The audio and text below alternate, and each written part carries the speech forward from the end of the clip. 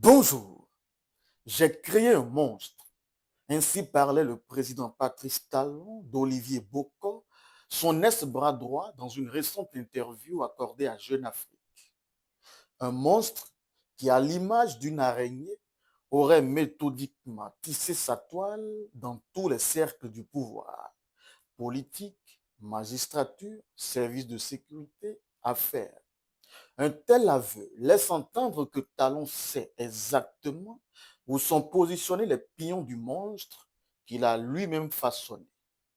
Pourtant, il ne les a jamais balayés de l'échiquier, bien qu'ayant tout le loisir de le faire. Pourquoi?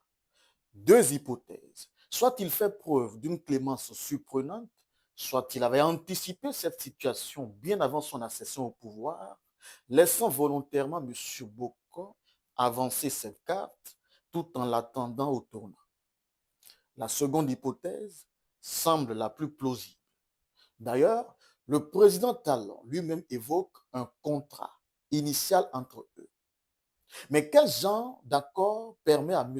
Bocco de croire qu'il dirige le Bénin pendant que le président Talon n'est qu'un technicien exécutant? Un tel schéma ne colle pas avec la posture d'un homme qui n'a jamais accepté d'être simple spectateur, puisqu'il a déclaré être politiquement actif d'hier à aujourd'hui et annonce le rester même après le pouvoir.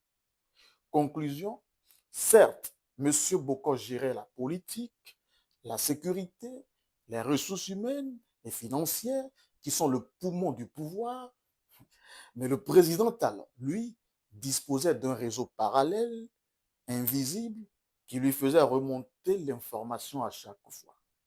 Autrement dit, le piège était là, en place, dès 2016. Aujourd'hui, les deux hommes sont devenus officiellement des acteurs politiques à part entière. Et en politique, la vérité ne se trouve jamais dans les déclarations publiques. Se diviser alors, pour eux, serait absurde. Comme avec l'ancien chef de l'État Boni Yahi, la tension finira par s'apaiser. Ici, l'adversité n'est qu'un épisode d'une stratégie où l'imprévisibilité est la clé.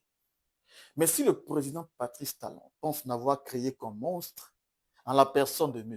Bocco, il se trompe. Il en a engendré bien d'autres, certains enchaînés, d'autres en liberté.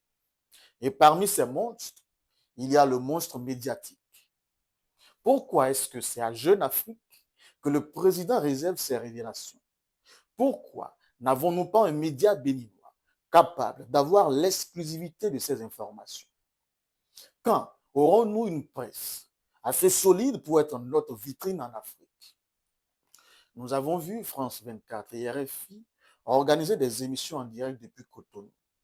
À quand une ORTB ou SRTB, une presse locale capable de rivaliser avec les grandes rédactions internationales et d'offrir des plateaux dignes de ce nom? La récente nomination, même si l'une d'elles sonne comme une injure à la compétence, pourrait peut-être changer la donne. En attendant, observons d'autres signaux faibles. Croisez toutes les réponses de l'interview et scrutez les réseaux sociaux. Puis vous verrez que M. Oswaldo Meki commence par être conjugué au passé. La preuve que quand deux éléphants s'affrontent, seuls les zèbres souffrent. D'où l'impératif de ne jamais être un facteur, ni de division ou un théâtre de combat, surtout face à un homme qui, de son propre aveu, reconnaît s'acharner avec détermination implacable sur tout et tout le monde, y compris ceux qui s'opposent à lui. Cela fait du président Patrice Talon non seulement un faiseur de monstres, mais aussi un baron des pénombres. Imprévisible, insaisissable, il évolue dans un monde de compromis et d'intérêts mouvants.